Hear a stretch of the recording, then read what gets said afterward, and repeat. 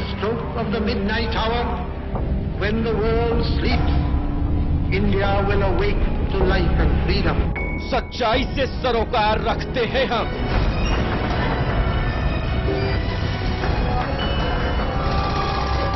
हर खबर को खबर में जिंदा रखते हैं हम। हर मुद्दे पर समय से लड़ते हैं हम।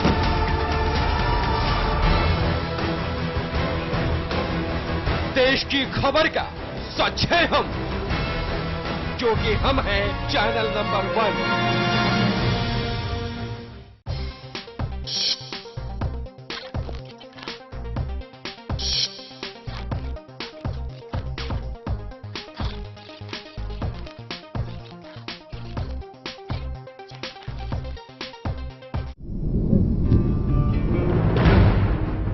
खबर की आपाधापी में कोई खबर न जाए छूट।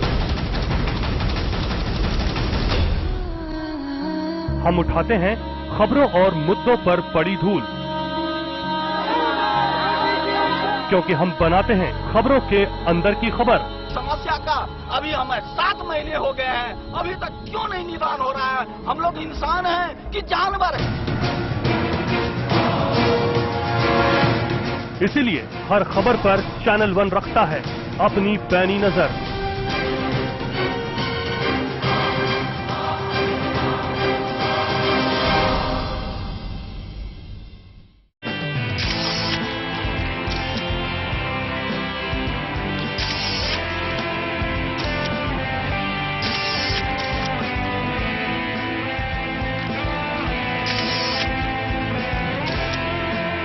ऐसा घर आपने नहीं देखा होगा, संभाल के पोछा मारा अभी। आइए। ओ भाई साहब, ये देखिए हॉल, ये देखिए चिल्ड्रंस रूम, देखिए कितना बड़ा है। आपके बच्चे खेलते खेलते थक जाएंगे। हो गया, मजे ले लिए। आइए। और यह है बेडरूम, इसकी खिड़की से तारे दिखते हैं। तारे। आपको क्या लगा प्रॉपर्टी डीलर हूँ? हाँ, अरे आपको अपना घर दिखा रहा था। Pearls infrastructure. हम जानते हैं कि घर अरमान, उम्मीदों और सपनों का बना होता है, तभी तो हम घर बनाते हैं, जिंदगियां बनाते हैं। अक्षय, बाथरूम कब धोगे? आज संडे है ना।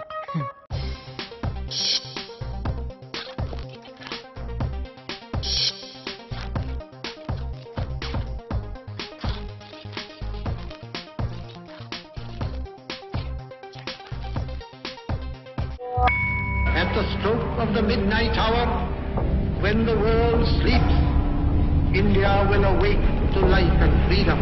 सच्चाई से सरोकार रखते हैं हम।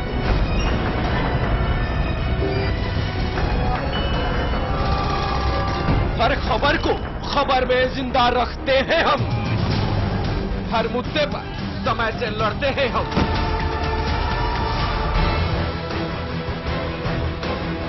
देश की खबर का सच है हम, क्योंकि हम हैं चैनल नंबर 1। ऐसा घर आपने नहीं देखा होगा, संभाल के पोछा मारा अभी। आइए। ओ भाई साहब, ये देखिए हॉल, ये देखिए चिल्ड्रंस रूम, देखिए कितना बड़ा है। आपके बच्चे खेलते खेलते थक जाएंगे। हो गया, मजे ले लिए। आइए। और यह है बेडरूम, इसकी खिड़की से तारे दिखते हैं। तारे। आपको क्या लगा प्रॉपर्टी डीलर हूँ? हाँ, अरे आपको अपना घर दिखा रहा था। Pearls infrastructure. हम जानते हैं कि घर अरमान, उम्मीदों और सपनों का बना होता है, तभी तो हम घर बनाते हैं, जिंदगियां बनाते हैं। अक्षय, बाथरूम कब धोगे? आज संडे है ना। खबर की आपाधापी में कोई खबर न जाए छूट। हम उठाते हैं खबरों और मुद्दों पर पड़ी धूल, क्योंकि हम बनाते हैं खबरों के अंदर की खबर। समस्या का अभी हमें 7 महीने हो गए हैं, अभी तक क्यों नहीं निदान हो रहा है? हम लोग इंसान हैं कि जानवर हैं? इसीलिए हर खबर पर चैनल 1 रखता है अपनी पैनी नजर।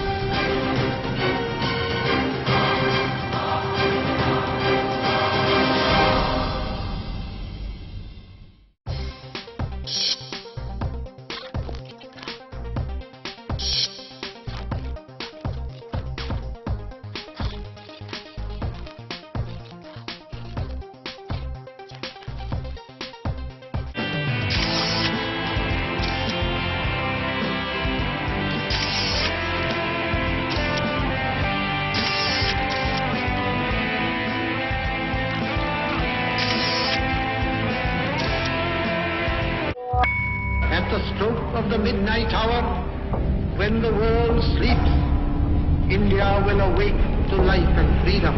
सच्चाई से सरोकार रखते हैं हम।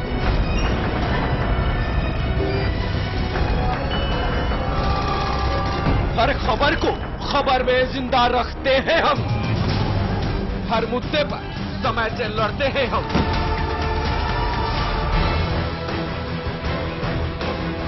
देश की खबर का सच है हम, क्योंकि हम हैं चैनल नंबर 1।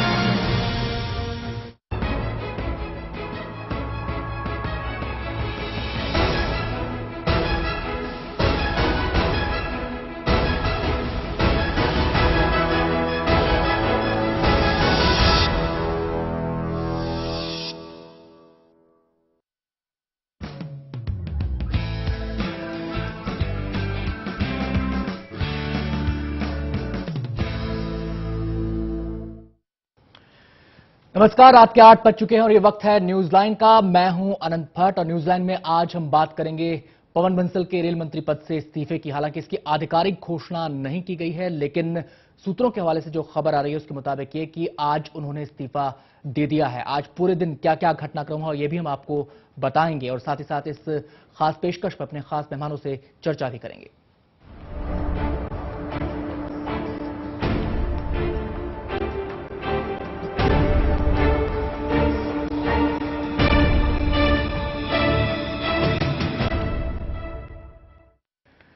तो घूसकांड के खुलासे के बाद रेल मंत्री पवन बंसल ने साफ तौर पर कहा था कि इससे उनका कोई लेना देना नहीं है, लेकिन जैसे जैसे जांच आगे बढ़ती गई तमाम तरह के सवाल उनको लेकर खड़े होते गए और टोने टोटके से भी वो पीछे नहीं हटे। आज बकरे की पूजा भी उनके घर पर की गई। हालांकि इस खबर को दिखाए जाने से उनका परिवार खासा नाराज हुआ, लेकिन कुर्सी वो नहीं बचा पाए। इस मामले के तमाम पहलुओं पर हमारे साथ बातचीत के लिए 3 खास मेहमान जुड़ चुके हैं। हमारे साथ मौजूद हैं पूनम आजाद, जो कि नेता हैं बीजेपी की, और साथ ही मूलचंद मीणा जी हमारे साथ इस चर्चा में शामिल रहेंगे स्टूडियो से, कांग्रेस नेता हैं, और राजनीतिक विश्लेषक एसके दत्ता भी हमारे साथ इस चर्चा में शामिल होने के लिए हमारे स्टूडियो में मौजूद हैं। बातचीत को आगे बढ़ाएं उससे पहले देखते हैं आज दिन भर क्या हुआ इस रिपोर्ट में।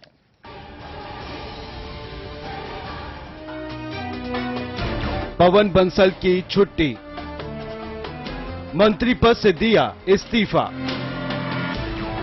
रेल मंत्री पवन बंसल की छुट्टी कर दी गई है। ये फैसला देर शाम सोनिया गांधी और मनमोहन सिंह की मुलाकात के बाद लिया गया। पवन बंसल ने अपनी कुर्सी बचाने के लिए लाख कोशिशें की, लेकिन उनकी कोशिशें नाकाम साबित हुईं।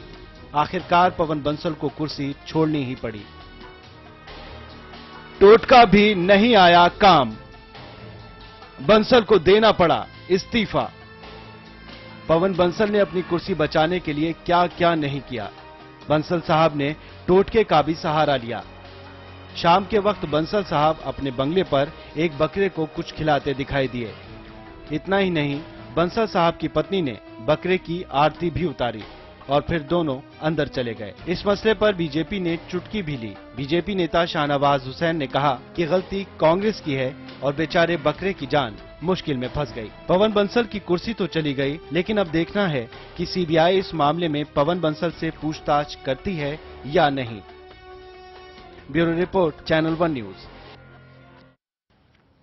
तो दिन भर का लेखा जोखा भी आपने इस रिपोर्ट में देखा। आज तेजी से घटनाक्रम बदला, खासकर दोपहर बाद से, और हलचल तब तेज हुई जब सोनिया गांधी आज प्रधानमंत्री मनमोहन सिंह से मुलाकात करने 7 RCR पहुंची। उसके बाद से ही अटकलें तेज हो गई पवन बंसल के इस्तीफे की, और थोड़ी ही देर बाद खबर आई कि पवन बंसल पहुंचे हैं रेल मंत्रालय। 5 दिन के बाद आज वो रेल मंत्रालय गए थे और उसके बाद फिर खबर आई कि उन्होंने इस्तीफा दे दिया है। तमाम पहलुओं पर चर्चा करने के लिए हमने अपने मेहमानों का परिचय तो आपसे करवा ही दिया था और बातचीत की शुरुआत करते हैं। सबसे पहला सवाल मेरा मीणा जी से है। मीणा जी, पहला सवाल मेरा आपसे ये है कि ये तो तय था बंसल साहब को जाना है, इतना टाइम क्यों लिया गया?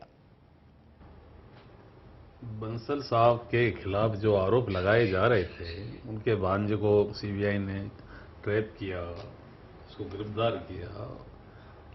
भांजा होने के नाते बंसल साहब के खिलाफ बीजेपी के लोग, दूसरे दल, विरोधी दल भी हल्ला मचा रहे थे बंसल साहब इन्वॉल्व है, जबकि उसका, और वो शुरू से मना करता रहा। अब इस्तीफा हुआ नहीं हुआ ये तो फाइनल रिपोर्ट आप बताएं, जब पता जी, लगेगा। हमने पहले कहा कि आधिकारिक घोषणा नहीं हुई है, सूत्रों के हवाले से खबर है, लेकिन माना यही जा रहा है कि छुट्टी हो चुकी है। सूत्रों के हिसाब से तो मैं तो मानने को तैयार नहीं हूं, क्योंकि बंसल साहब तो शुरू से इस्तीफा देने के मूड में थे, शुरू से देने के मूड में तो थे। रोक कौन रहा था उनके ऊपर आरोप नहीं था। नहीं, अगर वो इस्तीफा देने के मूड में थे तो उनको रोक कौन रहा आरोप था? नहीं था, जबरदस्ती इस्तीफा। कोई आपने कहते विरोधी दल हल्ला मचा रहे हैं, उससे इस्तीफा दे दो। चलिए, शुरू में विरोधी दल के नेता भी हमारे साथ मौजूद हैं, पूनम आजाद हमारे साथ मौजूद हैं। पूनम जी, स्वागत है आपका। मीणा जी कह रहे हैं कि बंसल साहब तो शुरुआत से ही इस्तीफा देने के मूड में थे। हमने सवाल किया कि उनको रोक कौन रहा था, इसका जवाब उन्होंने अभी तक नहीं दिया है। आपसे हमारा सवाल है, क्या बिना बात ही आप इस्तीफा मांग रहे थे?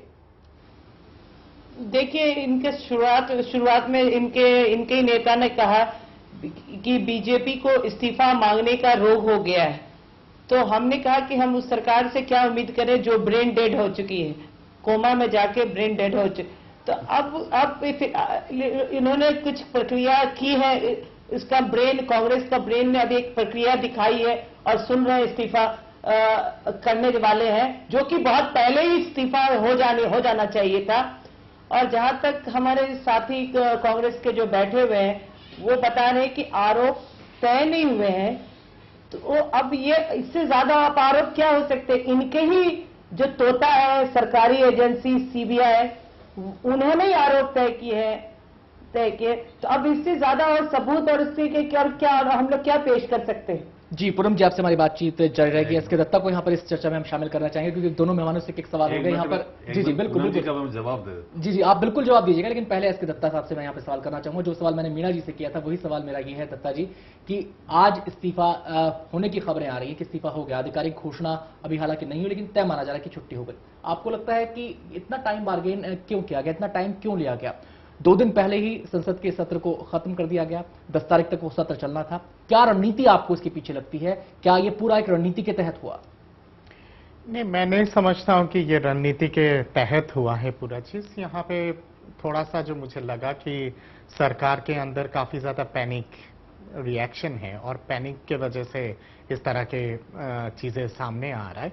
मैं मानता हूं कि पूरी चीज को हमें गवर्नेंस के हिसाब से देखना चाहिए, और कोई भी सरकार का छवि गवर्नेंस पे आधारित होती है, और गवर्नेंस को सही तरह से एक मापदंड के हिसाब से सही पटरे पे लेके जाने के लिए और सही तरह से कामकाज के लिए ये सब चीजें आवश्यक होता है कि जैसे जैसे हालात सामने आते हैं और जिस तरह के आरोप लगते हैं तो उस पर तुरंत तत्कालीन रूप से कदम उठाना चाहिए। यहाँ पे कांग्रेस की इतिहास है और भारत का भी इतिहास है कि जब रेल मंत्री हमारे देश के मतलब कि 60s में एक एक्सीडेंट के वजह से त्यागपत्र दे दिए थे। यहाँ पे तो मतलब इतना कॉन्क्रीट एविडेंस के जब सामने है, इतना ग्लेरिंग एविडेंस, उसके बाद तो मैं नहीं समझता हूं कि किसी तरह से उचित होता है किसी भी मंत्री को अपना मतलब कि कार्यभार संभालने के लिए और मॉरल ग्राउंड पे मॉरलिस्टिक व्यू लेते हुए और नैतिक आधार पे त्यागपत्र दे देना चाहिए। ये अफसोस होता है कि जब आला कमान एक तरह से निर्देश देती है या फिर प्रधानमंत्री को खुद को हस्तक्षेप करना पड़ता है और बोलना पड़ता है आप त्यागपत्र दो, ये कहीं ना कहीं भी गवर्नेंस की बहुत डिटोरेशन है और मैं मानता हूं कि ये प्रजातंत्र के हित में नहीं। जी मीणा जी, सवाल मेरा आपसे है यहाँ पर, क्या मोरालिटी की कमी हो गई है, खत्म हो गई मोरालिटी सियासत से? मोरालिटी कांग्रेस तो जानती है, कांग्रेस समझती भी है मोरालिटी क्या होती है, लेकिन बंसल जी शुरू से कह रहे थे कि इसमें मैं कहीं इन्वॉल्व नहीं हूं और अखबार और मीडिया और विरोधी दल हल्ला मचा रहे हैं, तो बंसल जी ने तो शुरू से मुझे इसलिए पता है, कॉल डिटेल्स हैं, ठीक है, जो अखबारों में जिन खबरों का आप हवाला दे रहे हैं, जिन खबरों की आप बात कर रहे हैं, उसमें बाकायदा पुख्ता आधार पर ये बातें कही जा रही हैं और सीबीआई के जो सूत्र हैं वो भी कहते हैं कि जो बातचीत के कॉल डिटेल्स हैं उनकी स्क्रिप्टिंग की जा रही है, उसमें बाकायदा नाम लिया गया है। भांजा क्लेम कर रहा है कि मामू से काम करवा देंगे। डिटेल्स, जो पोल डिटेल्स की बात आप कह रहे हैं, ये एक गुप्त चीज है, इसके लिए आप कुछ भी कह सकते हैं, लेकिन उसमें बंसल जैसे आदमी के ऊपर यदि इस प्रकार के आरोप लगे, भांजा कुछ करे, काम करे, उसके बंसल जी के ऊपर ले जाएं, तो ये मुझे लगता नहीं कि बंसल एक अच्छा आदमी था। जी, और आरोप तो ये भी लग रहे हैं कि बंसल साहब के मंत्री बनने के बाद परिवार के बारे न्यारे हो गए, रिश्तेदारों के बारे। आरोप लगाने वाले कुछ भी लगा सकते हैं। चलिए पूनम जी से अब बात कर लेते हैं। पूनम जी क्या कहना है? परिवार जी की नजर में अभी भी बंसल जी पूरी तरह पाक साफ है? बंसल जी का परिवार आज से नहीं, पहले से ही पैसे वाला है। जी बिल्कुल, ये आरोप लगा रहे हैं, ये जो मीडिया में आके आरोप लगाते हैं जी, ये चलने वाली बात। चलिए पूनम जी से बात कर लेते हैं। पूनम जी बताइए। देखिए, ये बहुत ही हास्यास्पद स्थिति में बातें कर रहे हैं कि आरोप लगा रहे हैं, यहाँ नहीं, यहाँ पर तो साबित है, साबित हो रहा है सारे डिटेल। और हम तो आप इनके जो प्रतिद्वंदी रहे हुए हैं सतपाल जैन जी, चीख चीख कर सारे बता रहे हैं, इनकी चंडीगढ़ के भी कारनामे बता रहे हैं। और ये सारे, जाहिर है कि कोई भी नेता स्वयं कोई काम नहीं करता, कोई भी राजनीतिक व्यक्ति, उसका रिश्तेदार, कोई पीए भांजा, यही सारी डीलिंग करता है, जो कि सीबीआई ने साबित कर दिया है। ये एक तंत्र है, हम बीजेपी वाले ने नहीं कहा। आप ये आपके तंत्र, आप सीबीआई को क्या जवाब देंगे? जी मीना जी, जो सवाल उठाया पूनम आजाद जी ने, की बात है कि बीजेपी के लोग, पूनम जी से मैं कहना चाहता हूं कि आपके लोग तो दो ही बात करते हैं। कभी कहते हैं सीबीआई हमारे दबाव में है, कभी कहते हैं कि सीबीआई ने आरोप लगाए हैं। भाई हमारे यहाँ सीबीआई निष्पक्ष काम करती है। सेंट्रल के मिनिस्टर के भांजे के खिलाफ इस प्रकार की कार्रवाई करे सीबीआई जी, और फिर हमारे दबाव में कहां सीबीआई है? दत्ता साहब को यहाँ पे शामिल करना चाहूंगा। इसलिए मैं कहता हूं, क्या आपको नहीं लगता कि सीबीआई की जो तेजी हमें नजर आ रही है उसमें सुप्रीम कोर्ट की जो फटकार है, तल्ख टिप्पणियां हैं, क्या आपको नहीं लगता कि उनका बहुत बड़ा रोल रहा है? और क्या आपको नहीं लगता कि पूरे देश की निगाहें अब सीबीआई पर टिक गई हैं, खासकर सुप्रीम कोर्ट की तल्ख टिप्पणियों के बाद? तो ऐसे में निष्पक्ष होने के अलावा उसके पास कोई चारा बचता नहीं है। सीबीआई के पास इसके सिवा अब और कोई ऑप्शन नहीं है, और मैं मानता हूं कि ये सुप्रीम कोर्ट के तरफ से बहुत बड़ा थप्पड़ है सीबीआई के ऊपर, जब सुप्रीम कोर्ट ने इस तरह का गंभीर टिप्पणी की है कि पिंजरे में बंद तोता है। और हर कोई जानते थे, मैं केवल ये कांग्रेस को दोष नहीं दे रहा हूं या फिर यूपीए को दोष नहीं दे रहा हूं, ये सबको पता है और इतिहास गवाह है, और लोग जानते हैं कि जो भी गवर्नमेंट पावर में होती है वो सीबीआई की मिसयूज करती है। एनडीए गवर्नमेंट का बहुत अच्छा इतिहास रहा है सीबीआई के मिसयूज करने का, और उस पे इनके एनडीए के बहुत सारे घटक दल हैं जिन लोगों ने आरोप लगाया है। मुझे अभी भी याद है जब एआईडीएमके का समर्थन मिल रहा था एनडीए को, तब तक तो मतलब सीबीआई के किसी भी तरह का दखलंदाजी नहीं हुआ था जयललिता के करप्शन स्कैंडल्स के ऊपर, और जैसे जयललिता जी ने समर्थन खींच लिया था अगला दिन जाके रेड पड़ गया था। वही उसी तरह के आरोप मायावती भी लगाते आई हैं, और आज भी लगा रही है मायावती जी कि उनके ऊपर सबसे ज्यादा अगर मिसयूज अगर हुआ ऑफिशियल मशीनरी का सीबीआई का, तो वो एनडीए ने की है। तो कहीं ना कहीं पे पॉलिटिकल इंटरवेंशन तो होता है सीबीआई के ऊपर, और ये बहुत अच्छा शुरुआत है कि कम से कम आप उच्चतम न्यायालय ने आके हस्तक्षेप किया है, और हस्तक्षेप के चलते कम से कम पॉलिटिकल पार्टी सब सुधर जाए, और सीबीआई को जो निष्पक्षता दी गई है संविधान के हिसाब से, वो निष्पक्षता को मतलब कि पूरा करने की कोशिश करें। यहां पर मीना जी से एक सवाल करना चाहूंगा। मीना जी, लगातार इस पूरे प्रकरण के दौरान ये खबरें आती रही कि सोनिया गांधी इस पूरे मामले से खफा हैं, वो संतुष्ट नहीं हैं, वो संकेत दे रही हैं पीएम को। क्या माना जाए कि इस मसले को लेकर पहली बार ऐसा हुआ कि कांग्रेस अध्यक्ष और पीएम के बीच मतभेद दिखाई दिए, वो दूरियां दिखाई दी? क्या ऐसा है? ये कहने की बात है, सोनिया गांधी मनमोहन सिंह कई मतभेद नहीं थे। सोनिया जी भी चाहती थी कि भाई जिस प्रकार से हल्ला मचाया जा रहा है इसकी जांच हो जाएगी जब तक बंसल जी इस्तीफा दे दें। तो बंसल जी का खुद का भी मूड था कि मैं इस्तीफा दे देता हूं। शुरू फर्स्ट डे ही उसने कहा है कि मैं इस्तीफा देने को तैयार हूं, मैं कहीं इन्वॉल्व नहीं हूं। इसलिए सोनिया जी और मनमोहन सिंह से मतभेद है, मीडिया की उपज हो सकती है। सोनिया गांधी मीडिया की कोई उपज नहीं है। खैर हम यहाँ पे भी स्पष्ट कर दें। पूनम जी के पास चले थे। पूनम जी, आपने बात सुनी मीना जी की, खबरें लगातार आ रही थी और आज हालांकि नकार रहे इन तमाम बातों को मीना जी, लेकिन आज देखिए आप, सक्रियता हुई है, एक्टिविज्म हुआ है 10 जनपद से 7 आरसीआर तक। सोनिया गांधी खुद मिलने के लिए गई हैं और उसके बाद ही चीजें इस दिशा में आगे बढ़ी हैं। तो ये सवाल उठना लाजमी है। ये देखिए, ये जनता को दिखाने के लिए बातें कही है, और अब इस पर कांग्रेस के वक्ता खुद ही कह रहे हैं कि कोई मतभेद नहीं है सोनिया गांधी और प्रधानमंत्री में। ये तो हमारी पार्टी शुरू से ही कहती आ रही है कि वो मनमोहन सिंह भी उनके तोते ही है। तो इसका मतलब सोनिया गांधी ही कार्रवाई करने में देरी करना चाह रही थी। उन्होंने जल्दी, अगर वो चाहती, सरकार उनकी है, प्रधानमंत्री उनकी है, यूपी की चेयरपर्सन है, कब की कार्रवाई हो चुकी होती। तो आखिर इतनी देरी फिर क्यों हुई? इसका मतलब था उनका मंशा शुरू में नहीं था। जब विपक्ष का दबाव पड़ा और मीडिया का दबाव पड़ा, तब आके उन्होंने फैसला दिया। और इस तरह की खबरें लीक हो रही है कि सोनिया गांधी नाराज थी, तो देरी क्यों? जी मीना जी, जवाब दीजिए। ये कहते हैं, वो बात समझ में नहीं आती कि ये किस प्रकार से इस बात को दबाव की बात कहते हैं। एक दिन आरोप लगा, दूसरे दिन इस्तीफा हो जाना चाहिए, इनके कहने का मतलब तो ये था। तो दूसरे दिन इस्तीफा हो जाता। जांच होती है, अब भी जांच होगी। लेकिन ये हल्ला गुल्ला ज्यादा हो रहा है, इसको सोच के कि भाई ये विरोधी दल मीडिया सारा ये हल्ला मचा रहा है, इसको रोक, जो हल्ला मचा रहा है इसकी वजह से अब भी जांच होगी और मुझे लगता नहीं है कहीं इसमें बंसल जी कहीं दोषी होंगे। चलिए मीणा जी, आपकी ही बात को माने, आप लगातार ये कह रहे हैं कि जांच होगी, उसके बाद तमाम चीजें साफ हो जाएंगी। कल हमने मनीष तिवारी जी को भी सुना था, उन्होंने भी ये कहा था कैबिनेट मीटिंग के बाद कि जांच के बाद फैसला होगा। अब आप एक स्टैंड पर क्यों नहीं कायम हो पाई फिर पार्टी? या तो आप जांच का ही इंतजार कर लेते, किस बात का डर था? फिर अचानक इस्तीफे की खबर क्यों आ रही है सामने? मैं बता तो रहा हूं, जी, मैं ये बता रहा हूं कि भाई इसी बात पर हम अडिग थे कि भाई जांच होने के बाद दोषी होगा तो इस्तीफा हो जाएगा, लेकिन मीडिया अपोजिशन सब हल्ला मचा रहे थे, भयंकर माहौल खराब कर रहे थे कांग्रेस के खिलाफ, इसलिए उस स्थिति को देखते हुए इस्तीफा हुआ है उसका। जी, क्या आपको लगता है कि इस माहौल खराब होने का खमियाजा कांग्रेस को भुगतना पड़ता? जब जिस प्रकार से आपका मीडिया चार ओर से जो मीडिया में आता है सारे मीडिया पीछे पड़ गए। आप लगातार मीडिया पर उंगली उठा रहे हैं, लेकिन आप ये बताइए कि 90 लाख रुपए रंगे हाथों रिश्वत लेते हुए गिरफ्तार किया है सीबीआई ने जिस शख्स को, वो रेल मंत्री का भांजा है। वो भांजा लगातार क्लेम कर रहा है किसी का भांजा किसी का रिश्तेदार यदि कोई होता है तो उसको दोषी ठहरा दो। आज मेरा भी भांजा, मेरा कोई रिश्तेदार कोई काम करता है तो मुझे दोषी ठहरा दो। वो क्या कर रहा है मेरी जानकारी में नहीं, बंसल जी कह रहे मेरी जानकारी में नहीं। दत्ता साहब, मीणा जी की बातों से लगता है कि बंसल जी को फंसाया जा रहा है, दबाव डाला गया और उनके खिलाफ एक पूरा माहौल तैयार किया गया। क्या आपको ऐसा लगता है? अगर फंसाया भी जा रहा है या फिर दबाव अगर किया जा रहा है और जिसके चलते मतलब कि कहीं ना कहीं पे अगर स्केपगोट हो गए, मैं समझता हूं कि जब तक जांच नहीं होता है तब तक उनको नैतिक आधार पर त्यागपत्र दे देना चाहिए था। जांच होने के बाद अगर साफ सुथरा साबित होते हैं तो उसके बाद फिर कैबिनेट में शामिल हो जाते या फिर तब विषय अलग होती, सिचुएशन अलग होती।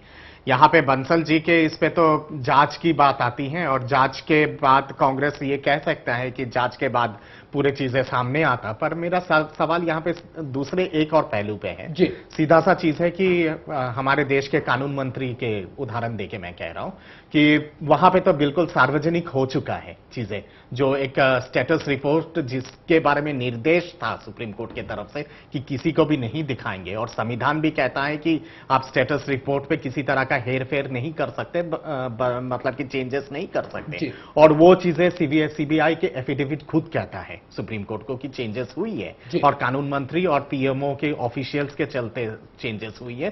तो नैतिक आधार पे जब इतने बड़े अनकॉन्स्टिट्यूशनल एक्ट हुआ है, it is a contempt of court, जी, under oath and contempt of court. और क्योंकि कॉन्टेम्प्ट ऑफ कोर्ट इसलिए है क्योंकि सीबीआई को निर्देश दिया गया था कि ये किसी भी तरह से सार्वजनिक नहीं होना चाहिए स्टेटस रिपोर्ट। तो मेरा सीधा सीधा सवाल है एज ए नागरिक होने के नाते इस देश के कि जब कॉन्टेम्प्ट ऑफ कोर्ट है और अंडर ओथ पे ये वायलेशन हुआ है तो नैतिक आधार पे कानून मंत्री कब त्यागपत्र देंगे? मीणा जी, जो आप कह रहे हैं इसमें इसलिए मैं नहीं मानता कि सीबीआई सरकार का अंग है और कोर्ट में जो भी सरकार की ओर से जो भी रिपोर्ट दी जाती है वो सरकार में बता के कानून मंत्री को दिखा के करना चाहिए। ये है, इस बात को नहीं समझ रहे हम तो डायरेक्ट कह रहे हैं कोर्ट ने कह दिया। मैं एक बात पूछना चाह रहा हूं, कोर्ट ने कौन सा निर्देश दिया है कि आप दिखाना मत किसी को? 10 जुलाई को सुनवाई होनी है अभी, ये ध्यान रखिए आप। 10 जुलाई को सुनवाई होनी है अभी। नहीं, मैं बता रहा हूं 10 जुलाई को कभी हो, कोर्ट ने कौन सा निर्देश दिया है? सिस्टम है, कानून है, बना हुआ सिस्टम है कि सीबीआई जो भी या कोई भी मंत्रालय की रिपोर्ट यदि कोर्ट में पेश करनी है तो वो लॉ मिनिस्टर को दिखानी पड़ेगी, लॉ डिपार्टमेंट को दिखानी पड़ेगी। आप कोर्ट की बात कह रहे हैं और दर्शकों को यह भी जानना जरूरी है। आपने कहा कि कौन सा ऐसा निर्देश दिया है, तो यहाँ पर ये बात भी ध्यान रखिए कि कोर्ट ने ये कहा है कि कोर्ट ने बाकायदा आत्मा मर गई है। कोर्ट ने बाकायदा कहा है और कोर्ट की जो रिटन वर्डिक्ट है, 2 तरह के वर्डिक्ट होते हैं न्यायाधीशों का, एक ऑरल वर्डिक्ट होता है, एक रिटन वर्डिक्ट है। रिटन वर्डिक्ट में सरेआम कहा गया है कि पीएमओ का भी अधिकार नहीं है स्टेटस रिपोर्ट पे चेंजेस करने की। वही हम कह रहे हैं। और सीधा सीधा सवाल है और कोर्ट के वर्डिक्ट में यह भी कहा गया है कि प्राइम मिनिस्टर्स के दफ्तर के ऑफिशियल का अधिकार नहीं है, कानून मंत्री का अधिकार नहीं है कि स्टेटस रिपोर्ट मांगे और उस पर बाकायदा मीटिंग करने का भी अधिकार नहीं है, यह भी कहा गया है कोर्ट की तरफ से। तो इससे ज्यादा और ग्लेरिंग क्या हो सकता है? जिस तरीके से आप कह रहे हैं इसका मतलब कोर्ट गवर्नमेंट चलाए, सरकार है ही नहीं, फिर सरकार चले नहीं, प्रजातंत्र भी नहीं चल सकता। जब कोर्ट चलाएगा जिस तरीके से कोर्ट कर रहा है तो सरकार चला, फिर कोर्ट चला भी सरकार। ये तरीका नहीं है कोर्ट का। देखिए पहली बात तो कोर्ट का भी सिस्टम को अपनाना पड़ेगा, जो सिस्टम है कि सीबीआई रिपोर्ट देगी, उससे पहले लॉ डिपार्टमेंट को दिखाएगी उसको क्या हम दे रहे हैं उसके लिए। जी यहाँ पर ये तो कानून है जी मीना जी, सुप्रीम कोर्ट कैसे रोक सकता है? यहाँ पर मैं आपसे एक बात ये कहना चाहूंगा कि हमारा जो संविधान है उसमें जो व्यवस्था स्थापित की गई है, जो व्यवस्था विकसित की गई है, लोकतांत्रिक संसदीय व्यवस्था, उसमें अलग अलग अभिकरण है, अलग अलग संस्थाएं हैं और सब पर चेक एंड बैलेंस की व्यवस्था है। आप जो बात कह रहे हैं उससे ऐसा साउंड होता है, उससे ऐसा प्रतीत होता है कि जैसे कोर्ट ने अपने अधिकार क्षेत्र से जाकर बाहर काम किया। आप क्या ये कहना चाह रहे हैं? नहीं, मेरा कहने का मतलब है क्योंकि कोर्ट ने अपने आधार पर ये बात नहीं की, कोर्ट ने हलफनामे के बाद ये बात कही। नहीं, कोर्ट ये चाहता है वो सिस्टम को तोड़े, जो सिस्टम चला आ रहा है आपसे बना हुआ, उसको कोर्ट तोड़ना चाहता है क्या? पूनम जी, कोर्ट से आम लोगों से पूछ रहा हूं, उसको तोड़ना चाहते हो क्या सिस्टम को? फिर तो संविधान ही नहीं है। पूनम जी संविधान के अनुसार काम नहीं है फिर ये संविधान ही क्यों बनाया है? संविधान को तोड़ दो। ये तो मुझे समझ में आ रहा है, अभी बोल कौन रहे, लेकिन ये चीज कहना चाहेंगे कि जिस तरह से सुप्रीम कोर्ट और वो अपने जो लॉ मिनिस्टर की जो बात की, जिस तरीके से किया, बिल्कुल गैर संवैधानिक, और उनको तो बहुत पहले ही इस्तीफा इस बात को लेके दे देना चाहिए था। और किसी न किसी सरकार पूरी तरह से दबाव में थी इस बात को, कि जानती थी कि उन्होंने गलत किया है, हमारे मंत्री इसमें शामिल लिप्त है, इसलिए कहीं न कहीं आई वॉश करने के लिए बंसल का कान सामने में खड़ा कर दिया कि ये हमारी तंत्र जो सीबीआई जो है वो निष्पक्ष है जी। ये पूरी सरकार की मिली भगत और प्लानिंग के तहत हमें लग रहा है कि सोची समझी साजिश है। मीना जी, यहाँ पर मैं सवाल करना चाहूंगा, जो एस के दत्ता जी ने शुरुआत में ही, इस डिस्कशन की शुरुआत में ही सवाल उठाया था, वो सवाल उठाया था गवर्नेंस का। एक सरकार है इस देश में जो 1.25 अरब लोगों की नुमाइंदगी करती है ऑल ओवर द वर्ल्ड। अब सवाल ये है कि उस सरकार में अगर किसी मंत्री पर इतने गंभीर आरोप लगते हैं, जो जांच एजेंसी है उसकी तरफ से ये कहा जाता है कि अहम सुराग लगे हैं, उसके सोर्सेज के हवाले से खबरें आती हैं कि अहम सुराग लगे हैं, उसके बाद जब जांच आगे बढ़ती है तो कई और पहलू सामने निकल कर आते हैं। ऐसे में सवाल ये उठता है, प्रधानमंत्री को ये संवैधानिक अधिकार है कि अगर वो ये समझते हैं कि कोई व्यक्ति मंत्रिमंडल में नहीं होना चाहिए तो वो उसको बाहर का रास्ता दिखा सकते हैं। ये अधिकार उनके पास सुरक्षित है, संविधान ने उनको अधिकार दे रखा है। सवाल हमारा यही है, तो फिर पवन बंसल को लेकर फैसले में इतनी देरी क्यों हुई? क्या प्रधानमंत्री ऐसा करना नहीं चाहते थे? और अगर वो ऐसा करना चाहते थे तो उनको रोक कौन रहा था? इसकी जरूरत क्यों आन पड़ी कि कांग्रेस अध्यक्ष सोनिया गांधी को एक्टिव होना पड़ा? आपसे मेरा सवाल है मीना जी।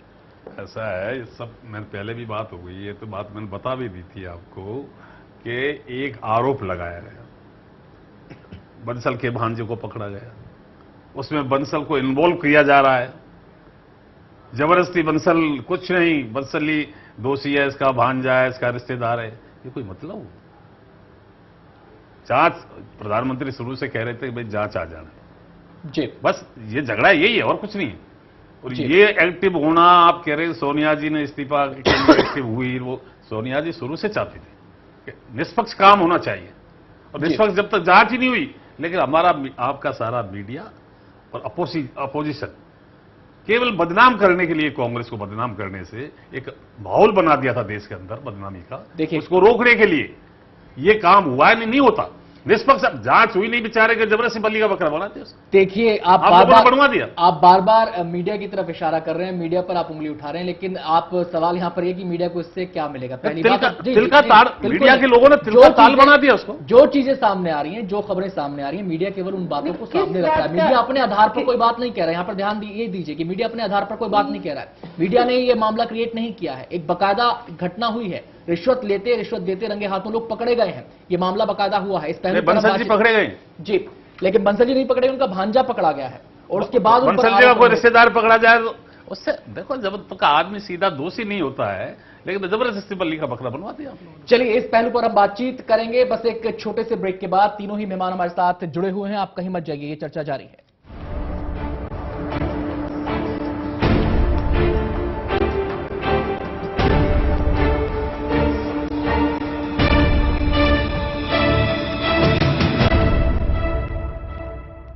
आपने नहीं देखा होगा, संभाल के पोछा मारा अभी, आइए। वो भाई साहब ये देखिए हॉल, ये देखिए चिल्ड्रंस रूम, देखिए कितना बड़ा है, आपके बच्चे खेलते खेलते थक जाएंगे। हो गया, मजे ले लिए, आइए। और यह है बेडरूम, इसकी खिड़की से तारे दिखते हैं, तारे। आपको क्या लगा प्रॉपर्टी डीलर हूँ। हाँ? अरे आपको अपना घर दिखा रहा था। पर्ल्स इंफ्रास्ट्रक्चर, हम जानते हैं कि घर अरमान, उम्मीदों और सपनों का बना होता है, तभी तो हम घर बनाते हैं, जिंदगियां बनाते हैं। अक्षय बाथरूम कब धोगे? आज संडे है ना।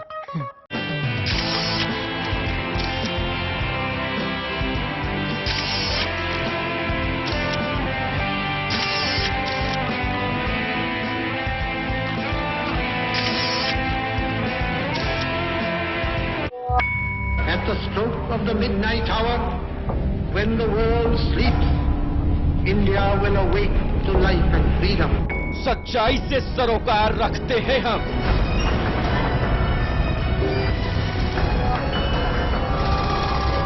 हर खबर को खबर में जिंदा रखते हैं हम। हर मुद्दे पर समय से लड़ते हैं हम।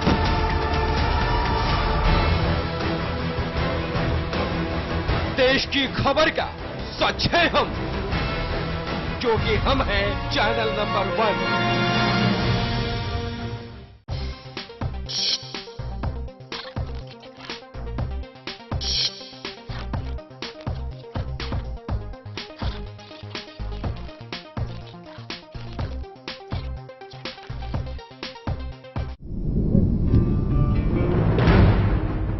खबर की आपाधापी में कोई खबर न जाए छूट। हम उठाते हैं खबरों और मुद्दों पर पड़ी धूल, क्योंकि हम बनाते हैं खबरों के अंदर की खबर। समस्या का अभी हमें 7 महीने हो गए हैं, अभी तक क्यों नहीं निदान हो रहा है? हम लोग इंसान हैं कि जानवर हैं? इसीलिए हर खबर पर चैनल 1 रखता है अपनी पैनी नजर।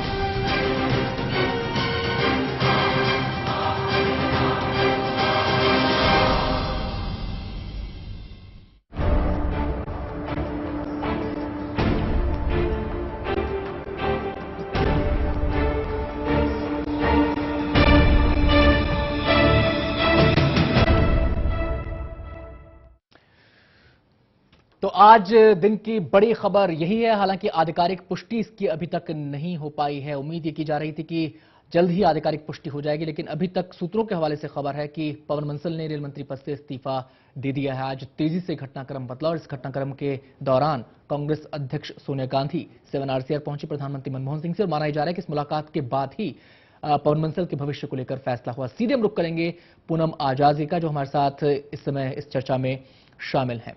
पूनम जी, आपके नजर में, आपके नजरिए से अगर इस पूरे मसले को देखा जाए, क्योंकि एस के दत्ता जी ने गवर्नेंस का मुद्दा उठाया था, इस पूरे मामले को देखने के बाद जनता क्या सोचेगी, उसके बीच क्या संदेश जाएगा गवर्नेंस को लेकर खासकर? देखिए, एब्सोल्युटली बैड गवर्नेंस, और हर एक मामले में उसके जो कंक्रीट में पहुंचने में काफी ये सरकार काफी वक्त लगाती है और खुद ही अपने खिलाफ माहौल बिगाड़ लेती है और खड़ा कर देती है। चाहे वो अन्ना हजारे का मामला हो, चाहे बाबा रामदेव का मामला हो, चाहे करप्शन का मुद्दा हो, ये इस पर भी अगर सक्रियता इसमें भी शुरुआत के दौर में जैसे सीबीआई ने कहा और रिपोर्ट जारी की, उस समय ये अगर सरकार मनमोहन सिंह तत्परता दिखाते, उनकी सरकार दिखाती और लेती, तो इतना छीछा लेकर इतना वो कीचड़ नहीं उछलता, मामला उसी समय शांत दब गया होता। और उनकी जांच बनती है, चाहे वो शामिल हो या ना हो, लेकिन एक क्राइम, एक 10 करोड़ का एक रिश्वत की लेन देन की बात हुई है, उसमें से करीब लगभग 90 लाख पकड़े गए हैं, और एक रेल मंत्री का इमीडिएट फैमिली इन्वॉल्व है, उसका पर्सनल जो असिस्टेंट भी है, फैमिली भी है इन्वॉल्व, तो उसको तो तुरंत जांच, उसको रेजिग्नेशन तो देना पड़ेगा ना जांच के लिए। पूनम जी, लगातार मीना जी ये सवाल उठा रहे हैं कि अगर किसी परिवार के सदस्य ने कुछ किया है तो उसके अंदर सीधे सीधे पवन बंसल कैसे दोषी हो गए? क्या आप ये सवाल उनका दरअसल ये है कि क्या उन्हें बेनिफिट ऑफ डाउट नहीं दिया जाना चाहिए? आप क्या सोचती हैं?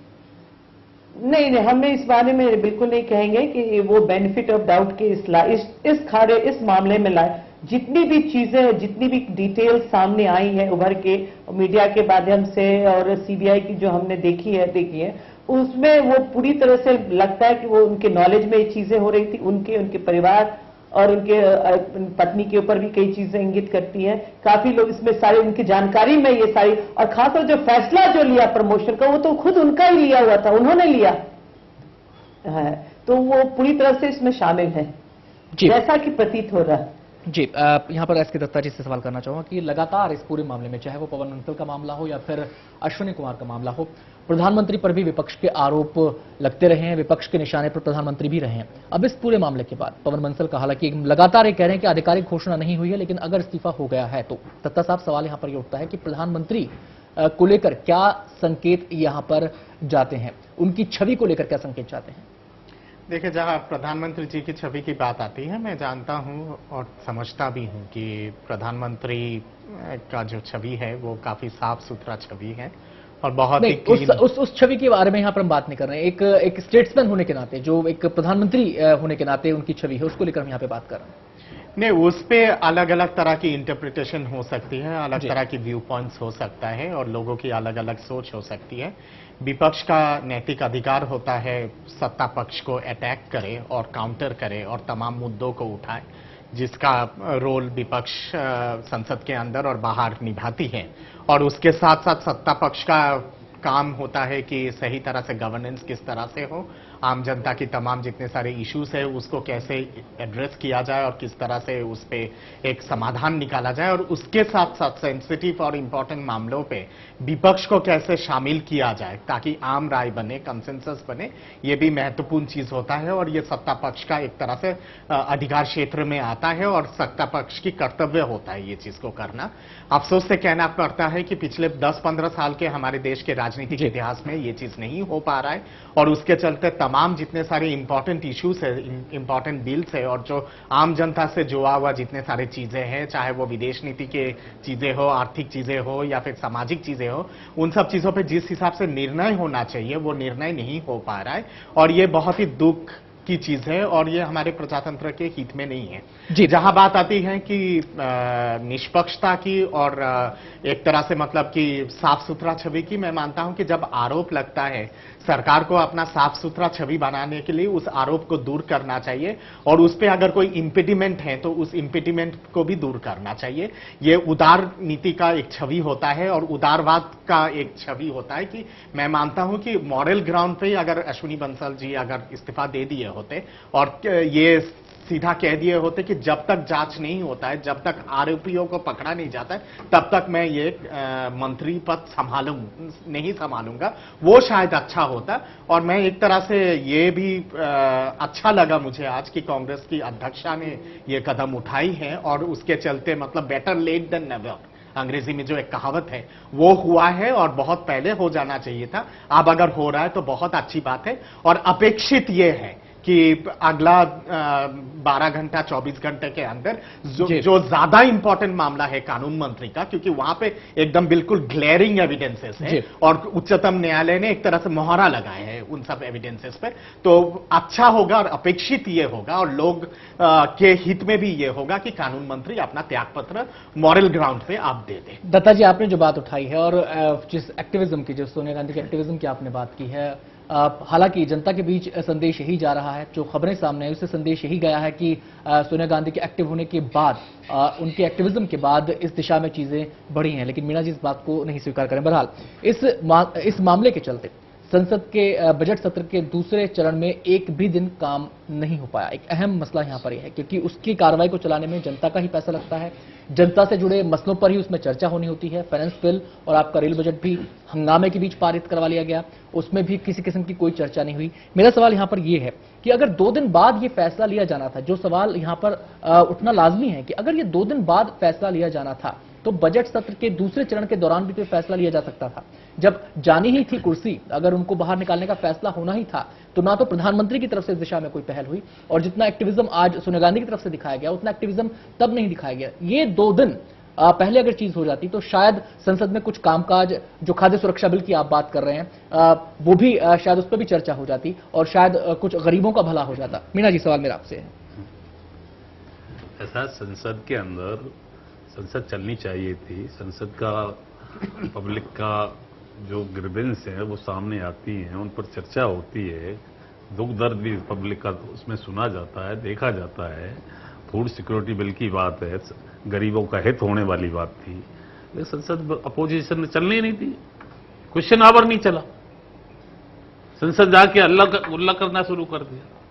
इसके पास क्या, सरकार के पास क्या रह जाता है? कांग्रेस क्या करती? कांग्रेस ने बहुत कोशिश की। मीना जी, लेकिन देखिए एक बात यहां पर गौर करने वाली है। पहले कोशिश हुई, देखिए बिल्कुल कोशिश हुई, तमाम दलों की बैठक भी बुलाई गई, उसके बावजूद भी कोई गतिरोध खत्म नहीं हुआ। लेकिन मेरा सवाल जो मैं लगातार यहां पर इस कार्यक्रम के दौरान उठा रहा हूं कि जो फैसला 2 दिन बाद हो रहा है, ये मसला 1 हफ्ते पुराना है। नहीं, इस फैसले को आप तो ये कहना चाहते हैं कि हम लोग उनको बंसल को और इनको दोषी माने? देखिए प्रधानमंत्री की तरफ से भी ऐसा कोई आश्वासन नहीं आया। शुरुआत में सीधे तौर पर कह दिया गया कि कोई लेना देना नहीं है। नहीं, प्राइम मिनिस्टर ने कहा कि भाई जांच होने, जो दोषी होंगे तो हम निकाल देंगे। प्राइम मिनिस्टर ने भी यही कहा था, लेकिन अपोजिशन माना नहीं। अपोजिशन ने तो एक ही ध्येय बना लिया कि सरकार का, पब्लिक का पैसा बर्बाद हो, पार्लियामेंट नहीं चलने देनी। चलिए, ऐसा इतिहास कभी नहीं होगा। इतिहास कायम किया है कि आपकी बजट सेशन में कितने घंटे काम हुआ। जी पूनम जी, कौन जिम्मेदार है? आप जवाब दें पूनम जी। नहीं, इसमें जवाब तो इनको देना है क्योंकि सत्ता इनकी है। और हमारी जो leader of opposition Sushma Swaraj ने स्पष्ट कह दिया था, आपने सोनिया गांधी जी को भी कहा था कि आप दोनों मंत्री का इस्तीफा दें और हम आपको जो वो फूड बिल जो आने वाला था उस पर फिर हम लोग बहस के लिए तैयार हैं। तो यही प्रक्रिया जो हमारे एंकर जी भी कह रहे हैं कि जो आप अभी कह रहे हैं, उस समय अगर आपको जनता के पैसे का ख्याल रहता और मॉरल ग्राउंड्स का और नैतिकता का ख्याल रहता तो उस समय क्यों नहीं इस्तीफा लिया गया? तो चीजें स्पष्ट हो जाती है और संसद भी चलता। नहीं, मेरी समझ, और हम करप्शन पर करप्शन करते चले जाए, भ्रष्टाचार करते चले जाए। पार्लियामेंट रोकने से संबंध क्या है? पार्लियामेंट में तो चर्चा होती है, हमारे करप्शन की भी चर्चा करते हैं। आप पार्लियामेंट में करते सारी बातें पब्लिक के सामने जाती है। आपने मंत्री का पब्लिक ये समझती है कौन झूठ बोल रहा है, कौन सही है, पब्लिक के सामने आता। अगर आपको इतना चिंता, आप तो डर के भाग रहे थे, तो आप तो डर के भाग रहे थे। संसद में यदि ये चर्चा की तो हमारी पोल खुल जाएगी, क्योंकि हम झूठे आरोप लगा रहे हैं। हम सरकार पर जबरदस्ती के आरोप लगा रहे हैं, इसलिए पोल खुल जाती है। इसलिए हमने चर्चा होने नहीं दी। चर्चा नहीं होने दी तो हमारे पास क्या था? 2 दिन पहले हाउस बंद करना पड़ा। एक के बाद एक आप पोल तो आपकी खुलती जा रही है, जिसको आप लोग इसको स्वीकार करना नहीं चाहते। और संसद 2 दिन के बाद इस्तीफा क्यों, उस समय क्यों नहीं दिया? पूनम जी, आपने कर्नाटका में बहुत हल्ला किया था कि पोल खोल रहे हैं, वो पोल जनता ने खोल दिया आपकी। देखिए, कर्नाटका ने हमने अपने सिद्धांतों से समझौता नहीं किया। नहीं, और वहां हमें गैरों ने नहीं हराया, अपनों ने हराया। नहीं, अपनों से हारे। वहां की जनता ने ऐसी मिट्टी कर दी कि आपको 20-25 साल पहले का याद दिला दिया। नहीं दे रहे और हम अपने सिद्धांतों से समझौता नहीं कर रहे। चलिए मैं यहां पर दोनों मेहमानों से अनुरोध करना चाहूंगा कि आप स्टूडियो में कम से कम संसद का नजारा पेश ना हो। जो अक्सर दुखद चित्र हमें संसद में दिखाई देते हैं कि चर्चा नहीं हो पाती, जनता से जुड़े मसलों पर बहस नहीं हो पाती। यहां पर दत्ता जी को मैं शामिल करना चाहूंगा। दत्ता जी, क्या ये माना जाए कि इंटरेस्ट दोनों तरफ से ही नहीं है? दरअसल ना तो सत्ता पक्ष चाहता है कि गंभीर मुद्दों पर, गंभीर मसलों पर उतनी गंभीर बहस हो, और ना ही विपक्ष ये चाहता है। एक क्या बोलेंगे उससे कि एक भावनाओं से जुड़े मसलों को, एक तात्कालिक मसलों को उनको एकदम सनसनीखेज तरीके से उठाकर प्रस्तुत कर केवल अट्रैक्ट करने की कोशिश की जाती है। मुझे तो आजकल संसद के पार्लियामेंट्री डिबेट्स देख के और जिस तरह का नोकझोंक होता है और जिस तरह की लड़ाई होती है, ये देख के मुझे लगता है कि जैसे कि महाभारत की लड़ाई हो रही है और पांडव और कौरव के बीच में लड़ाई चल रही है, घमासान हो रहा है और किसी भी तरह का समाधान निकालने का तरीका नहीं है। पर दोनों सत्ता पक्ष और विपक्ष भूल जाते हैं कि अल्टीमेटली किशन जी के रूप में जो है वो जनता ही है और वही आके फिर इस लड़ाई का खात्मा भी करेगा। 2014 ज्यादा दूर नहीं है और दोनों पार्टी को खामियाजा भुगतना पड़ेगा। ये चीज एक्सेप्ट करना चाहिए दोनों पार्टी को कि आज के डेट में महंगाई, भ्रष्टाचार, बेरोजगारी, सुरक्षा, विदेश नीति पे जिस तरह की घुसपैठ, तमाम आतंकवाद का मुद्दा, ये सब इंपॉर्टेंट मुद्दा है और इन सब चीजों पे एक आम राय बनाना और चर्चा होना बहुत आवश्यक है। नेशनल कंसेंसस होना बहुत जरूरी है क्योंकि भारत चारों तरफ से बहुत सारे चीजों से घिरी हुई है और इसलिए इन सब गंभीर विषय पे चर्चा करना बहुत जरूरी है। मैं विपक्ष को भी सीधा सीधा उतना ही दोषी मानता हूं जितना कि सत्ता पक्ष को। सत्ता पक्ष ने तो अति कर दिया है, तमाम जितने सारे भ्रष्टाचार के आरोप आ रहे एक एक करके उस खुलासा हो रहा है। लोग तो दंग रह जा रहे कि आप इस पे कितने शून्य और लगाए इन सब आरोपों पे। और विपक्ष के तरफ से ये काम होना चाहिए था कि संसद को चलने दे और संसद के अंदर बातचीत हो और एक निष्कर्ष निकल आए। ये कोई तरीका नहीं होता है कि बाजार की तरह आप माहौल खड़ा कर देंगे। बिल्कुल दत्ता साहब, और इस समय जो हम चर्चा कर रहे हैं उस चर्चा का मकसद भी केवल एक व्यक्ति विशेष पर केंद्रित होना नहीं है। एक व्यक्ति के जरिए हम पूरी व्यवस्था की बात करने की यहाँ कोशिश कर रहे हैं, और हमारी कोशिश ये है कि इस चर्चा के बाद कुछ ऐसी ठोस बातें जनता के बीच, सरकार के बीच, उन नुमाइंदों के बीच जाएं जिन पर दारोमदार है इस देश को संभालने का, इस देश को चलाने का। यहां पर मैं सवाल करना चाहूंगा मीणा जी से। मीणा जी, आपने लगातार कर्नाटक में जीत के बाद भी और कर्नाटक में जीत से पहले भी कांग्रेस की तरफ से लगातार ये आरोप लगते रहे वहां की सरकार पर कि भ्रष्टाचार का वर्ल्ड कप जीत लिया है, भ्रष्टाचार के तमाम कीर्तिमान तोड़ दिए गए बीजेपी की सरकार में। भ्रष्टाचार को एक गंभीर मुद्दा बताकर आप कर्नाटक में मैदान में उतरे। आपने कहा कि उस मुद्दे की जीत हुई है, जनता ने आपकी बात सुनी और आपको वोट दिया। क्या आपको नहीं लगता कि जब गंभीर आरोप, भले ही चाहे आरोप है, लेकिन गंभीर आरोप अगर आपकी ही पार्टी के 2 मंत्रियों पर लगते हैं तो उतनी ही गंभीरता की उम्मीद जनता को आपसे भी है। अगर आप अपनी विपक्षी पार्टी के ऊपर उतने गंभीर आरोप लगा रहे तो उतनी गंभीरता की उम्मीद आपसे भी है। आप ये देखिए, हम वैसे झूठे आरोप नहीं लगाते हैं। येदियुरप्पा जी जेल गए आरोपों में, जेल में रहे। एक मुख्यमंत्री जेल जाए, हमारे मंत्री अभी तक कोई जेल में नहीं गया है, कांग्रेस का मंत्री। इसलिए कांग्रेस के खिलाफ जो आरोप लगाए जा रहे हैं उन आरोप में प्रमाणिकता नहीं है, लेकिन उसमें प्रमाणिकता थी। पब्लिक के बीच में ये मसला गया, इसलिए पब्लिक ने उस भ्रष्टाचार को माना। जो आज बंसल जी का नाम ले दें, अश्विनी कुमार का नाम, अश्विनी कुमार ने कोई भ्रष्टाचार नहीं किया, उनका कोई भांजा पकड़ा जाए, बंसल जी दोषी ठहराए जाएं।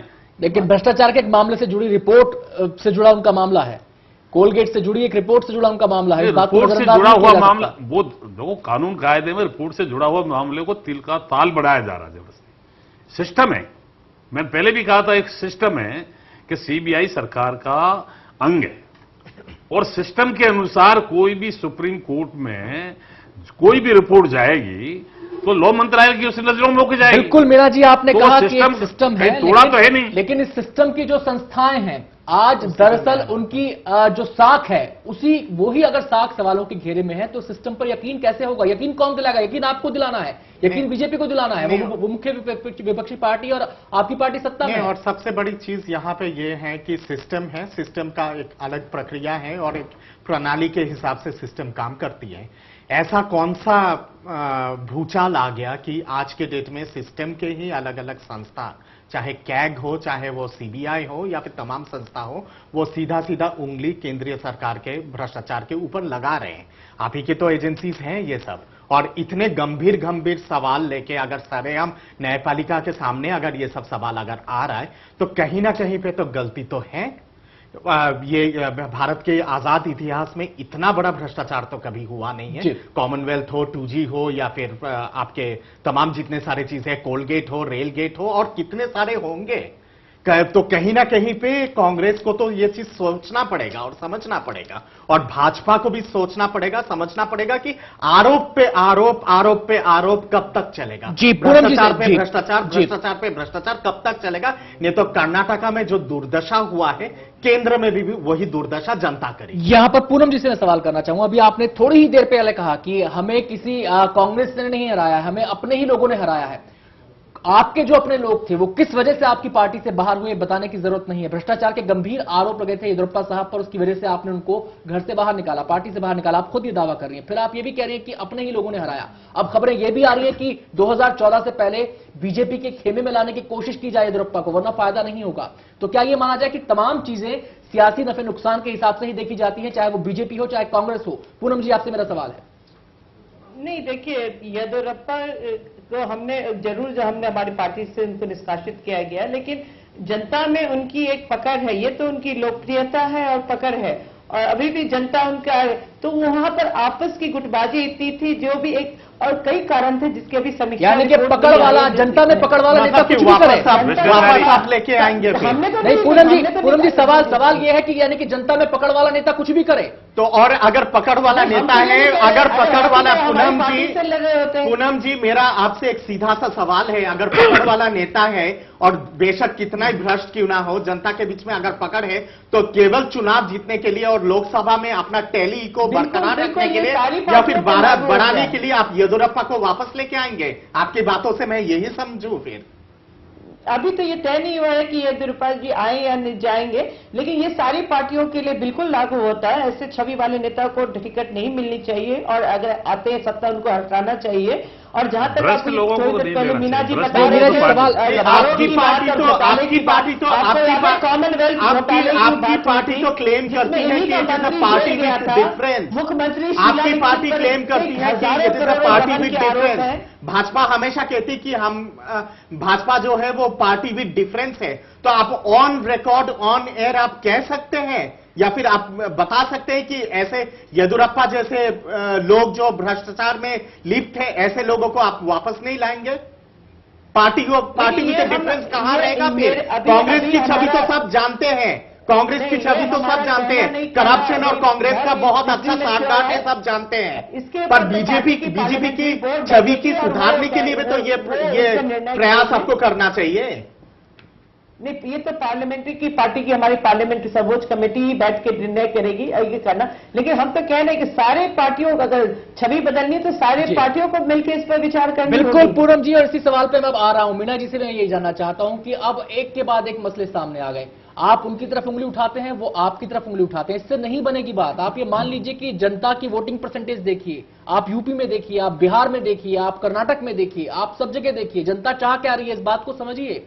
और अब समय आ गया है कि आप लोग बैठें और मिल बैठ के सिस्टम में जो खामियां आई हैं इसको दूर करें। मैं मीना जी से जानना चाहता हूं कि एक इतनी पुरानी पार्टी, इतनी सबसे बड़ी पार्टी होने के नाते, उसके नेता होने के नाते आपकी तरफ से क्या इस दिशा में पहल की जाएगी आने वाले दिनों में, जिससे कि ये जो सिस्टम के अंदर खामियां आई हैं इसको दूर किया जा सके, भ्रष्टाचार को लेकर एक राय बन सके, इसमें तेरी पार्टी मेरी पार्टी ना हो, इसमें यह है कि जो भ्रष्ट है वो बाहर है, वो सियासत से बाहर है, वो सत्ता से बाहर है। कांग्रेस तो पार्टी, पुरानी पार्टी, आप कह रहे हैं बात सही है, कांग्रेस भ्रष्टाचार से बहुत दूर रहती है और भ्रष्टाचारियों को कांग्रेस में कहीं जगह भी नहीं है। जो करप्ट है वो कांग्रेस में कहीं नहीं रह सकता, वो छोड़ के चले जाएगा, भारतीय जनता पार्टी में जाओ, किसी दूसरे दल में जाओ। कांग्रेस में भ्रष्टाचार से कोई समझौता नहीं है। मैं इसलिए कहना चाहता हूं कि बोफोर्स के नाम पर इस देश में क्या क्या नहीं हुआ। राजीव गांधी को बहुत बदनाम किया गया, बहुत हल्ला मचाया, राजीव गांधी का राज छिन गया और नतीजा क्या निकला? राजीव गांधी कहीं दोषी नहीं बिचारा। तो इसलिए कांग्रेस कभी भ्रष्टाचार से समझौता नहीं कर सकती। कांग्रेस ने इस देश की आजादी दिलाई है, देश को आजाद किया है। दत्ता जी, कांग्रेस ने इस देश की आजादी से जुड़ा हुआ है, इस देश को कायम मजबूत करने के लिए, शक्तिशाली बनाने के लिए, विकास करने के लिए कांग्रेस अपने उसूलों से समझौता, कहीं भ्रष्टाचार कांग्रेस के अंदर नहीं हो सकता। इसलिए मैं कहना चाहता हूं कि कांग्रेस के सिद्धांत को ग्रहण करना चाहिए भारतीय जनता पार्टी है, इनको सबको। छह आरोप तो बीजेपी पर यह लगता है कि कांग्रेस के सिद्धांत ग्रहण कर रही है पार्टी। नहीं, ये आरोप नहीं, भ्रष्टाचार से दूर रहे, बीजेपी को ग्रहण करना चाहिए, भ्रष्टाचारियों से दूर रहे। पूनम जी अपनी बात कहें आप। देखिए, इनके सवाल से मुझे हंसी आ रही जवाबों पे कि कहावत है ना, दिल बहलाने के लिए गाली भी है, ख्याल भी अच्छा है।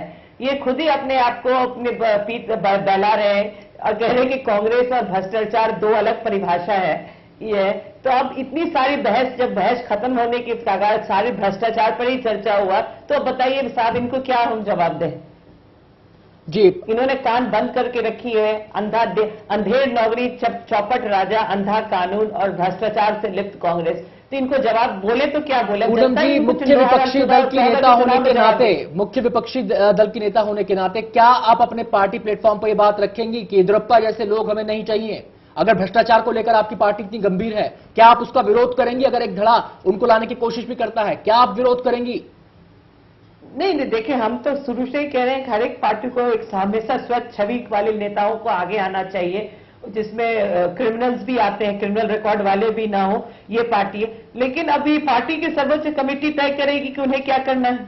दत्ता जी, क्या इस मसले पर कोई गंभीर सियासी पहल हो पाएगी कभी? मैं समझता हूं कि होना चाहिए और अपेक्षित भी है कि गंभीर पहल हो। अगर गंभीर पहल ना हो तो जनता को पता है कि किस तरह का जवाब देना चाहिए और ये नहीं भूलना चाहिए कि अल्टीमेटली प्रजातंत्र महत्वपूर्ण होता है, डेमोक्रेटिक प्रोसेस, डेमोक्रेटिक स्ट्रक्चर बहुत इंपॉर्टेंट होता है, गवर्नेंस बहुत इंपॉर्टेंट होता है। आप अगर डिलीवरी करोगे तब तो आप चुन के आओगे, डिलीवरी नहीं करोगे तो पता नहीं कितने साल के लिए विपक्ष में बैठोगे, उसका कोई अनुमान कोई लगा नहीं सकता है।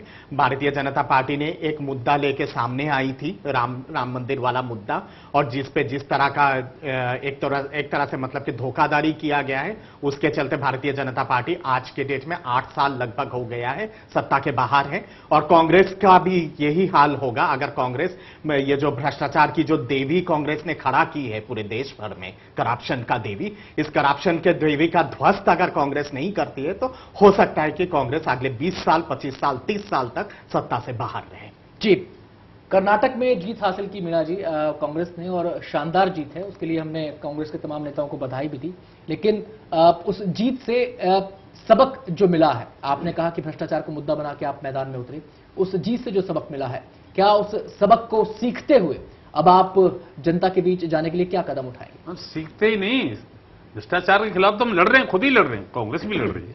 हमारी नेता सोनिया गांधी भ्रष्टाचारियों को तो दरवाजे नहीं आने देती है। आप तो कह रहे हैं वो इनके बीजेपी में तो येदियुरप्पा जी वापस जाएंगे, ये स्वागत करेंगे उसका। कांग्रेस का तो सिद्धांत है, उसूल है कि भ्रष्टाचार दूर, इंडिया के अंदर से भ्रष्टाचार मिटाया जाए।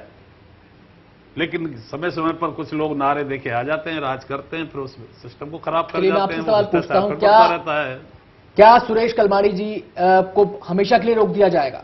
कोई सूरत नहीं, कोई संभावना नहीं कि उनके सहारे पार्टी मैदान में उतरे, उनको टिकट दे, चुनाव लड़वाए, क्या ऐसी कोई सूरत नहीं? अब क्या इस बात की गारंटी ले सकते हैं आप? देख, क्यों नहीं, जब पार्टी से निलंबित कर रखा है तो उसको टिकट कैसे देंगे? नहीं, निलंबित करना अलग बात है, वापसी की संभावना बिल्कुल नकार देना अलग बात है। जब तक यदि जांच में निर्दोष हो गया तो वो अलग है, लेकिन जब तक दोषी है, चाहे सुरेश कलमाड़ी हो, चाहे मैं हूं, चाहे दूसरा हो, कोई भी, चाहे पवन बंसल हो, उसको टिकट नहीं मिलता है कांग्रेस पार्टी में।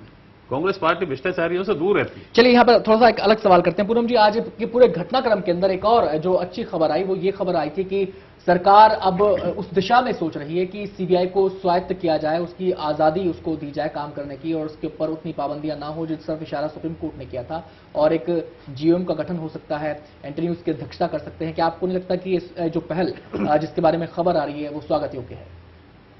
देखिए, सकारात्मक पॉजिटिव स्टेप्स का हम हमेशा स्वागत करते हैं, और हमारी जो विचारधारा है हमेशा कंस्ट्रक्टिव है। हमें ये जरूरी नहीं कि हम हमेशा डिस्ट्रक्टिव सोचे, कंस्ट्रक्टिव है। अगर इस सरकार ने इस तरह का फैसला लिया है और करने, और वाकई इसका अभी समय मतलब कि रिएक्शन का नहीं, एक्शन का है। अगर एक्शन और इम्प्लीमेंटेशन करती है जो वो सोच रही है, तो हमारी पार्टी पूरी तरह से सहयोग करेगी, और हम सभी पूरे राष्ट्रीय स्तर पर इस फैसले का स्वागत करते हैं। जी, तमाम मेहमानों से हमारी चर्चा जारी है। इस बीच एक और अहम खबर इस समय आ रही है। खबर यह है कि पवन बंसल प्रधानमंत्री से मुलाकात करने के लिए 7 RCR पहुंचे हैं। तो आज जो घटनाक्रम तेजी से लगातार बदला है, उस घटनाक्रम की अगली कड़ी अब यह है कि पवन बंसल खुद पहुंचे हैं 7 RCR प्रधानमंत्री मनमोहन सिंह से मिलने के लिए। आपको बता दें कि आज दिन में मुलाकात हुई थी पीएम और सोनिया गांधी की, और उसके बाद खबर आई कि रेल मंत्री ने इस्तीफा दे दिया है। हालांकि आधिकारिक पुष्टि इसकी नहीं हुई है। आसिफ इकबाल हमारे साथ जुड़ गए हैं और जानकारी देने के लिए। आसिफ, इस मुलाकात का मकसद क्या है और क्या इस बात की पुष्टि हो पा रही है कि पवन बंसल ने इस्तीफा दे दिया है? लेकिन सीधी तौर पर आनंद बताऊं आपको कि अभी जहां अब जो बाकी गुंजाइश बाकी थी, अब उसको पूरा करने की कवायद है। जिस तरीके से पवन कुमार बंसल यहां पहुंचे हैं, और वो भी पवन कुमार बंसल नहीं, कुछ दिन पहले ये कहा था कि पवन कुमार बंसल ने कहा था कि मेरी प्रधानमंत्री से कोई मुलाकात नहीं है, प्रधानमंत्री से कोई बातचीत नहीं हुई है, और अब साफ कर दिया उन्होंने कि पवन कुमार बंसल आ गए हैं यहाँ और आप प्रधानमंत्री से मिल रहे हैं। माना यह जा रहा है कि अब वो इस्तीफा यहाँ पे औपचारिक तरीके से औपचारिकता हो जाएंगी पूरी, और घोषणा हो जाएगा कि वो अब इस्तीफा दे चुके हैं। इस तरह की जो अटकलें लगाई जा रही थी कि इस्तीफा दिया नहीं दिया, उन तमाम खबरों पर विराम लगता हुआ दिखेगा। बस अब कुछ वक्त अभी आए हैं, कुछ वक्त और इंतजार करने की जरूरत है, वो निकलेंगे और औपचारिक घोषणा की उम्मीद की जा रही है। जी मीणा जी, क्या कहना चाहेंगे इस मुलाकात पर? आप उम्मीद तो ये की कि आप ही कोई खबर ब्रेक कर दें। मिनिस्टर और प्रधानमंत्री मिलते रहे तो उस मुलाकात में क्या कहना? आपकी नजर में पवन बंसल अभी भी रेल मंत्री हैं? अभी तो रेल मंत्री है, जब तक इस्तीफा नहीं होता है तो आप लोगों ने जबरदस्ती कर रखा है, इस्तीफा दे दिया। तो जब तक इस्तीफे का क्लियर घोषणा नहीं होते, राष्ट्रपति से मंजूर जी, नहीं होता इस्तीफा, वो तब तक मंत्री है। वो तकनीकी पहलू है, और एक पहलू होता है कि नजरिया क्या बन गया है लेकर रेल मंत्री को। किसका नजरिया बन गया? प्रधानमंत्री का नजरिया, मीडिया का, या सोनिया गांधी का नजरिया? आप परहेज क्यों कर रहे हैं बताने से? मीडिया का नजरिया बन गया। सोनिया गांधी लीडर है, देश की नेता है, कांग्रेस की नेता है, सोच समझ के डिसीजन करती है। ऐसे नहीं है कि सोनिया गांधी को मीडिया के चक्कर में मीडिया हवा उड़ाता रहता है। सोनिया गांधी लीडर है। चलिए मीना जी, बहुत बहुत शुक्रिया आपका। इस्तीफा हुआ है या नहीं हुआ है, आधिकारिक तौर पर यह बात भी अब सामने आ ही जाएगी थोड़ी ही देर में। जैसा कि आसिफ इकबाल बता रहे थे कि माना जा रहा है कि प्रधानमंत्री से मुलाकात के बाद औपचारिक घोषणा कर दी जाएगी कि पवन बंसल ने इस्तीफा दिया है या नहीं दिया है। हमारी नजर इस खबर पर बनी हुई, और इस बड़ी खबर को बताने के साथ इस कार्यक्रम को हम यहीं पर समाप्त करेंगे। तमाम मेहमानों का बहुत बहुत शुक्रिया जो हमारे साथ इस गंभीर मसले पर पूरी गंभीरता के साथ चर्चा में शामिल हुए। फिलहाल वक्त होगा छोटे से ब्रेक का, ब्रेक के बाद भी खबरें जारी हैं।